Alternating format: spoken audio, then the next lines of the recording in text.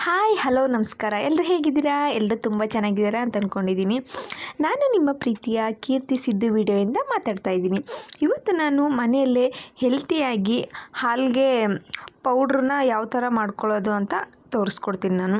ಇದನ್ನು ಕುಡಿಯೋದ್ರಿಂದ ಮಕ್ಕಳಿಗೆ ಎನರ್ಜಿ ಬರುತ್ತೆ ಮತ್ತು ಅವ್ರಿಗೆ ಬುದ್ಧಿಶಕ್ತಿ ಚೆನ್ನಾಗಿ ಇಂಪ್ರೂವ್ ಆಗುತ್ತೆ ಮತ್ತು ಹೇರು ಚೆನ್ನಾಗಿ ಬೆಳೆಯುತ್ತೆ. ಅದಕ್ಕೋಸ್ಕರ ನಾನು ಮನೆಯಲ್ಲೇ ಅಂತಹ ಒಂದು ಪೌಡ್ರನ್ನು ಯಾವ ಥರ ಮಾಡೋದು ಅಂತ ನಿಮಗೆ ತೋರಿಸ್ಕೊಡ್ತೀನಿ. ಮ್ಯಾಜಿಕ್ ಪೌಡ್ರ್ ಅಂತಲೇ ನೀವು ಅಂದ್ಕೋಬೋದು, ಗೊತ್ತಾ? ಇವಾಗ ನಾನು ಅದಕ್ಕೆ ಬಾದಾಮಿ ತಗೊಂಡಿದ್ದೀನಿ, ಗೋಡಂಬಿ ತಗೊಂಡಿದ್ದೀನಿ. ನಾನು ಟೀ ಕಪ್ ತೋರಿಸಿದ್ನಲ್ಲ, ಅದೇ ಕಪ್ಪಲ್ಲಿ ಎಲ್ಲ ಥರದ ಡ್ರೈ ಫ್ರೂಟ್ಸ್ಗಳನ್ನ ತೊಗೊಂಡಿರೋದು ನಾನು. ಅದು ಸೀಡ್ಸ್ಗಳು ಮಾತ್ರ, ಉಳಿದಿದ್ದ ಮಖಾನ ಮಾತ್ರ ಈ ಕಪ್ಪಲ್ಲಿ ಇಲ್ಲಿ ತೋರಿಸ್ತಾ ಇದ್ದೀನಲ್ಲ, ಆ ಕಪ್ಪಲ್ಲಿ ಒಂದು ಕಪ್ ತೊಗೊಂಡಿದ್ದೀನಿ. ಬಾದಾಮಿ, ಗೋಡಂಬಿ, ವಾಲ್ನಟ್ಟು, ಪಿಸ್ತಾ, ಹುರ್ಗಡ್ಲೆ, ಮಖಾನ ಮತ್ತು ಫ್ಲ್ಯಾಕ್ಸ್ ಸೀಡು, ಸೂರ್ಯಕಾಂತಿ ಬೀಜ ಮತ್ತು ವಾಟರ್ ಮೆಲನ್ ಸೀಡ್ಸು, ಕಡಲೆಪುರಿ ಇಷ್ಟೂ ತಗೊಂಡಿದ್ದೀನಿ ಇದಕ್ಕೆ ನಾನು. ಇವಾಗ ನಾನು ಸ್ಟವ್ ಹಚ್ಚಿ ಒಂದು ಪಾತ್ರೆನ ಇಟ್ಟು ಬಾದಾಮಿನ ಹುರ್ಕೊತಾ ಇದ್ದೀನಿ. ಅದು ಬಾದಾಮಿ ಕಪ್ಪಗಾಗಬಾರ್ದು, ಲೋ ಫ್ಲೇಮಲ್ಲಿ ಇಟ್ಕೊಂಡು ನಾವು ಅದನ್ನ ಫ್ರೈ ಮಾಡ್ಕೋಬೇಕಾಗತ್ತೆ. ಇವಾಗ ಅದಾಗಿದೆ. ಇವಾಗ ನಾನು ಅದನ್ನ ಗೋಡಂಬಿನ ಹಾಕ್ಕೊಂಡು ನಾನು ಫ್ರೈ ಮಾಡ್ಕೊತಾ ಇದ್ದೀನಿ. ಮೊದಲೇ ಪಾತ್ರೆ ಬಿಸಿ ಇರುತ್ತೆ, ಗೋಡಂಬಿ ಹಾಕಿದ ತಕ್ಷಣವೇ ಕಪ್ಪಾಗುತ್ತೆ ಅಲ್ವಾ? ಅದಕ್ಕೋಸ್ಕರ ನಾವೇನೇ ಮಾಡಬೇಕಾದ್ರೂ ತುಂಬ ತಾಳ್ಮೆಯಿಂದ ಮಾಡ್ಕೋಬೇಕಾಗತ್ತೆ, ಹೌದು ಅಲ್ವಾ? ಆವಾಗ ಅದು ನೀಟಾಗಿ ಫ್ರೈ ಆಗುತ್ತೆ. ನಾವು ಪೌಡ್ರು ಮಾಡಬೇಕಾದ್ರೆ ತುಂಬ ಚೆನ್ನಾಗಿ ಬರುತ್ತೆ ಪೌಡ್ರು, ಡ್ರೈ ಫ್ರೂಟ್ಸ್ ಪೌಡ್ರು. ಇವಾಗ ನಾನು ಗೋಡಂಬಿನೂ ಹುರ್ಕೊಂಡಾಗಿದೆ. ನಾನಿವಾಗ ವಾಲ್ನಟ್ಟು ಮತ್ತು ಪಿಸ್ತಾನ ಹಾಕ್ಕೊಂಡು ನಾನು ಫ್ರೈ ಮಾಡ್ಕೊತಾ ಇದ್ದೀನಿ. ಎಲ್ಲನೂ ಸ್ವಲ್ಪ ಸ್ವಲ್ಪನೇ ಹಾಕ್ಕೊಂಡು ಫ್ರೈ ಮಾಡ್ಕೋಬೇಕಾಗುತ್ತೆ. ನೀವು ಒಂದೇ ಸರಿನೇ ಫ್ರೈ ಮಾಡ್ಕೋಬೋದಲ್ವ ಅಂತ ಕೇಳ್ಬೋದು. ಆ ರೀತಿ ಮಾಡೋದ್ರಿಂದ ಒಂದೊಂದು ಡ್ರೈ ಫ್ರೂಟ್ಸು ಬೇಗ ಫ್ರೈ ಆಗುತ್ತೆ, ಒಂದೊಂದು ಬೇಗ ಫ್ರೈ ಆಗೋಲ್ಲ.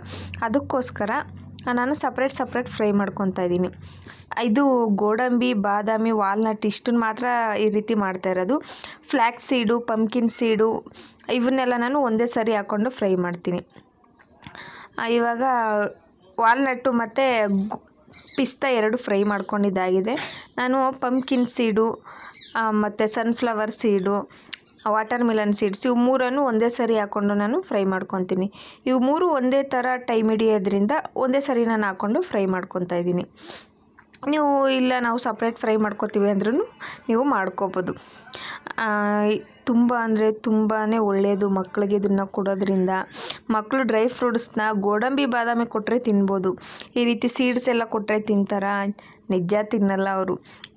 ಅದಕ್ಕೋಸ್ಕರ ನಾವು ಈ ರೀತಿ ಪೌಡ್ರು ಮಾಡಿಕೊಡ್ಬೋದು, ಇಲ್ಲ ನಾವು ಲಾಡೂ ಮಾಡಿಕೊಡ್ಬೋದು. ಯಾಕೆ ತಿನ್ನಲ್ಲ? ಆಗ ಅವರೇ ಇಷ್ಟಪಟ್ಟು ತಿಂತಾರೆ, ಹೌದಲ್ವಾ? ಇವಾಗ ಇದೂ ಆಗಿದೆ. ಒಂದು ನಿಮಿಷ ಅಷ್ಟು ಫ್ರೈ ಮಾಡ್ಕೊಂಡಿದ್ದೀನಿ. ಐ ಫ್ಲೇಮಲ್ಲಿ ಯಾವುದೇ ಕಾರಣಕ್ಕೂ ಫ್ರೈ ಮಾಡ್ಕೊಳಕ್ಕೆ ಹೋಗಬೇಡಿ. ಯಾವುದಾದ್ರೂ ಅಷ್ಟೇ, ಯಾವುದೇ ಅಂತ ಡ್ರೈ ಫ್ರೂಟ್ಸ್ ಆಗ್ಬೋದು, ನಾವು ಮಾಡೋ ಅಡುಗೆನ ತಾಳ್ಮೆಯಿಂದ ಮಾಡ್ಕೊಂಡಾಗಲೇ ನಮಗೆ ಪ್ರತಿಫಲ ಸಿಗೋದು, ನಿಜ ಅಲ್ವಾ? ಇವಾಗ ನಾನು ಫ್ಲ್ಯಾಕ್ಸ್ ಸೀಡನ್ನ ಹಾಕ್ಕೊಂಡು ಫ್ರೈ ಮಾಡ್ತಾಯಿದ್ದೀನಿ. ಫ್ಲ್ಯಾಕ್ಸ್ ಸೀಡ್ಸ್ ಹಾಕಿರೋ ಉದ್ದೇಶ ಏನಂದರೆ, ಇದನ್ನು ತಿನ್ನೋದ್ರಿಂದ ನಮಗೆ ಏರ್ ಗ್ರೋತ್ ತುಂಬ ಚೆನ್ನಾಗಿ ಆಗುತ್ತೆ. ಅದಕ್ಕೋಸ್ಕರ ನಾನು ಫ್ಲ್ಯಾಕ್ಸ್ ಸೀಡ್ನೂ ಕೂಡ ಇದರಲ್ಲಿ ಆ್ಯಡ್ ಮಾಡ್ತಾಯಿದ್ದೀನಿ. ನಾನಿಲ್ಲಿ ಕೋಕೋ ಪೌಡ್ರನ್ನ ಸ್ಕಿಪ್ ಮಾಡಿದ್ದೀನಿ. ನೀವು ಬೇಕಿದ್ರೆ ಇದಕ್ಕೆ ಕೋಕೋ ಪೌಡ್ರು ಕೂಡ ಯೂಸ್ ಮಾಡಿಕೊಂಡು ನೀವು ಮಕ್ಕಳಿಗೆ ಕೊಡೋದ್ರಿಂದ ಅವ್ರು ಇನ್ನೂ ತುಂಬ ಇಷ್ಟಪಟ್ಟು ಹಾಲನ್ನು ಕುಡಿತಾರೆ. ಇವಾಗ ಫ್ಲ್ಯಾಕ್ಸ್ ಸೀಡು ನೀಟಾಗಿ ಫ್ರೈ ಆಗಿದೆ. ಅದನ್ನು ಕೂಡ ನಾನು ಪ್ಲೇಟ್ಗೆ ಟ್ರಾನ್ಸ್ಫರ್ ಮಾಡ್ಕೊತಾ ಇದ್ದೀನಿ. ಇವಾಗ ನಾನು ಹುರ್ಗಡ್ಲೆನ ಹಾಕ್ಕೊಂಡು ಫ್ರೈ ಮಾಡ್ತಾಯಿದ್ದೀನಿ. ಹುರ್ಗಡ್ಲೆನ ನಾವು ಸಾಮಾನ್ಯವಾಗಿ ಮೊದಲೆಲ್ಲ ಹಳ್ಳಿಗಳ ಕಡೆ ಅಡುಗೆ ಮಾಡಬೇಕಾದ್ರೆ ಎತ್ಕೊಂಡು ತಿಂತಾಯಿದ್ವಿ. ಇವಾಗೆಲ್ಲಿ ಯಾರಿಗೂ ಅಷ್ಟು ಟೈಮೇ ಇರಲ್ಲ. ಮಕ್ಕಳನ್ನ ಸ್ಕೂಲಿಗೆ ಕಳಿಸ್ಬೇಕು, ರೆಡಿ ಮಾಡಬೇಕು, ಮನೆಯೆಲ್ಲ ಕ್ಲೀನಾಗಿ ಇಟ್ಕೋಬೇಕು ಅನ್ನೋದ್ರಲ್ಲೇ ಟೈಮ್ ಕಳೆದೋಗುತ್ತೆ. ಅದಕ್ಕೋಸ್ಕರ ಯಾರು ಅವ್ರವ್ರ ಹೆಲ್ತ್ ಬಗ್ಗೆ ಅಷ್ಟು ಕೇರೇ ಮಾಡಲ್ಲ. ಹುರ್ಗಡ್ಲೆ ಹಾಕೋದ್ರಿಂದ ಹುರ್ಗಡ್ಲೆಯಿಂದ ವೆಯ್ಟ್ ಗೇನ್ ಆಗುತ್ತೆ. ಅದು ಎಷ್ಟು ಜನಕ್ಕೆ ಗೊತ್ತೋ ಗೊತ್ತಿಲ್ವೋ, ನನಗಂತೂ ಗೊತ್ತಿಲ್ಲ. ಇದಂತೂ ನಿಜ. ಹುರ್ಗಡ್ಲೆ ಹಾಕೋದ್ರಿಂದ ಹೆಲ್ತ್ ಬೆನಿಫಿಟ್ ಇದೆ. ಹುರ್ಗಡ್ಲೆನೂ ಯೂಸ್ ಮಾಡ್ಕೊಳ್ಳಿ. ನಾನು ಕಡಲೆಪುರಿನೂ ಹಾಕ್ಕೊಂಡಿದ್ದೀನಿ. ಕಡಲೆಪುರಿ ಮಕ್ಕಳಿಗೆ ಹಂಗೆ ಕೊಟ್ಟರೆ ಎಷ್ಟು ತಿನ್ಬೋದು ಹೋಗಮ್ಮ ಬೇಜಾರಾಗುತ್ತೆ ಅಂತ ಅಂತಾರಲ್ವ, ಅದಕ್ಕೋಸ್ಕರ ನಾನು ಇದನ್ನು ಡ್ರೈ ಫ್ರೂಟ್ಸ್ ಪೌಡ್ರಲ್ಲಿ ಕಡಲೆಪುರಿನೂ ಕೂಡ ಆ್ಯಡ್ ಮಾಡ್ಕೊಂಡಿದ್ದೀನಿ. ಇವಾಗ ಅದು ಫ್ರೈ ಆಗಿದೆ, ಮತ್ತು ಅದನ್ನು ನಾನು ಪ್ಲೇಟ್ಗೆ ಟ್ರಾನ್ಸ್ಫರ್ ಮಾಡ್ಕೊಂಡಿದ್ದೀನಿ. ಇವಾಗ ನಾನು 1 ಕಪ್ ಆಗುವಷ್ಟು ಮಖಾನನ ತೊಗೊಂಡಿದ್ದೀನಿ. ಮಖಾನನ ಫ್ರೈ ಮಾಡ್ಕೊತಾ ಇದ್ದೀನಿ. ಮಖಾನ ಅದು ಅಮ್ಕಿದ್ರೆ ಅಂದರೆ ಪ್ರೆಸ್ ಮಾಡಿದ ತಕ್ಷಣ ಅದು ಪೌಡ್ರ್ ಆಗಬೇಕು. ಆ ರೀತಿ ಮಾಡ್ಕೊಳ್ಳೋದ್ರಿಂದ ಆ ಪೌಡ್ರು ನೀಟಾಗಿ ತುಂಬ ಚೆನ್ನಾಗಿ ಬರುತ್ತೆ. ಓಕೆನಾ. ಇವಾಗ ಮಖಾನನೂ ಕೂಡ ಫ್ರೈ ಮಾಡ್ಕೊಂಡಿದ್ದಾಗಿದೆ.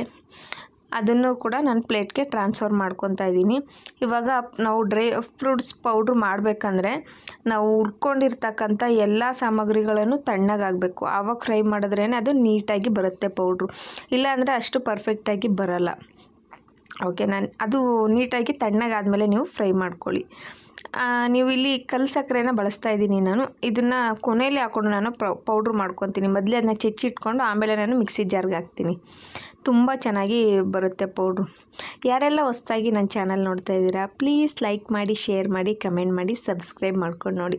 ನೀವು ಸಬ್ಸ್ಕ್ರೈಬ್ ಮಾಡ್ಕೊಂಡು ನೋಡೋದ್ರಿಂದ ನಾನು ಏನೇ ಹೊಸ ಅಡುಗೆಗಳನ್ನ ಹಾಕಿದ್ರೂ ನಿಮಗೆ ಬೇಗನೆ ರೀಚ್ ಆಗುತ್ತೆ. ಅದಕ್ಕೋಸ್ಕರ ತುಂಬ ಜನ ನೋಡ್ತಾ ಇದ್ದೀರಾ, ಆದರೆ ಯಾರೂ ಸಬ್ಸ್ಕ್ರೈಬ್ ಮಾಡ್ತಾಯಿಲ್ಲ.